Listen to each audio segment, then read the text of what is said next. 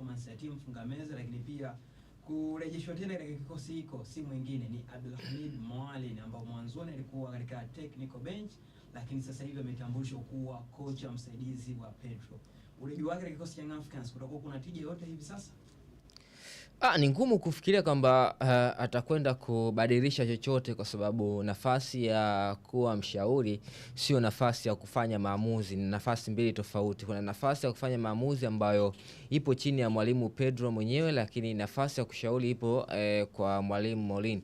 Kwa hiyo kikubwa ni namna ambavyo structure nzima ya eneo la benchi la ufundi enyewe limekuwa na mtazamo gani, ama limekuwa na mfumo gani ama system gani. Ukijaribu kuangalia dhahiri shahiri uoni kama Mwalin anakuwa na nafasi kubwa ya kwenda kubadilisha kitu, kwa sababu nafasi yake kubwa ni katika eneo la kushauri. Mpaka hivi sasa ukiangalia benchi la ufundi la Young Africans lina takriban walimu wasaidizi watatu, maana baada ya kuongezeka kwa Mwalin, kwa sababu alianza pale Patrick Mabedi, lakini kocha Pedro alikuja na msaidizi wake, lakini pia kuongezwa kwa Mwalin unaona ni technical bench ambayo imekuwa na walimu wasaidizi takriban watatu. Lakini ukijaribu kuangalia, kwa maana hiyo walimu wote wawili walishindwa kumshauri kocha Pedro, amekwenda kuongezwa watatu. Kwa maana maswali ambayo binafsi nimekuwa nikijiuliza, na siamini kwamba kuna kitu chochote ambacho kinaweza kwenda kubadilika. Labda imekuwa ni sehemu ya mbinu, kwa maana ya tayari maandalizi ya kuachana na kocha Pedro labda yao mikononi mwa Mwalin, kwa maana ameletwa pale kwa sababu kuu moja ya kwamba endapo kama wenyewe Young Africans wataamua kuachana na Pedro, basi kuwepo na mtu ambaye anaweza akalisimamia hilo benchi la ufundi, kwa sababu ya kile ambacho ukijaribu kuangalia Mwalin mwalimu ambaye anaifahamu vizuri ligi kuu, lakini ameshakaa ndani ya kikosi cha Young Africans, anafahamu aina ya wachezaji ambao wanapatikana kwenye kikosi cha Young Africans. Lakini pia ukitazama namna ambavyo hali ya kikosi cha Young Africans sasa hivi kilimhitaji zaidi Mwalin kuongezeka katika benchi la ufundi, ama pengine wachezaji ambao walikuwa majeruhi, pengine namna ambavyo kuwa na usaidizi wa karibu hivi kimatibabu kurejea katika kikosi, kwa sababu unaweza kumleta mtu katika benchi la ufundi afu kukuta wale wachezaji ambao wenye ubora bado huko nao. Nadhani hiki kinachoendelea sasa ndani ya Young Africans ni tapatapa mfamaji. Mfamaji aishi kutapatapa, kwa sababu ukijaribu kuangalia hawana kitu kingine ambacho unaweza ukibadilisha zaidi ya benchi la ufundi kwa nyakati hivi karibuni, kwa sababu sasa hivi ninavyozungumza Young Africans hakuna nafasi ya wao kufanya usajili. Kwa maana hiyo wale wachezaji ambao wamepata changamoto ya majeraha, hakuna mchezaji ambaye anaweza akafanyiwa mabadiliko kwa namna moja ama nyingine.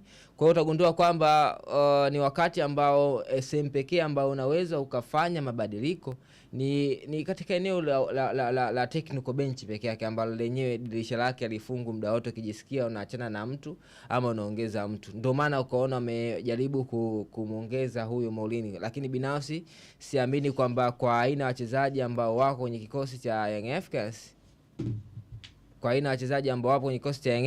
basi kuna namna ambavyo wanaweza akaenda akabadilisha chochote, kwa sababu ukijaribu kuangalia utagundua kwamba ni nyakati ambazo kimsingi uwezi kutoa majibu moja kwa moja, kwa maana ukirekebisha benchi la ufundi unaweza ukabadilisha chochote. Kwa hiyo binafsi nadhani kwa Young Africans wao wanachokifanya ni kujaribu kuongeza tu nguvu katika eneo la benchi la ufundi, ambalo kimsingi sioni kama kuna namna yote ambayo wanaweza wakabadilisha chochote kwa nyakati hizi, kwa sababu ukijaribu kuangalia changamoto kubwa ya timu ni kuwa na idadi kubwa ya wachezaji ambao wana majeraha na wachezaji ambao wamekuwa wakitumika mara kwa mara katika kikosi cha kwanza.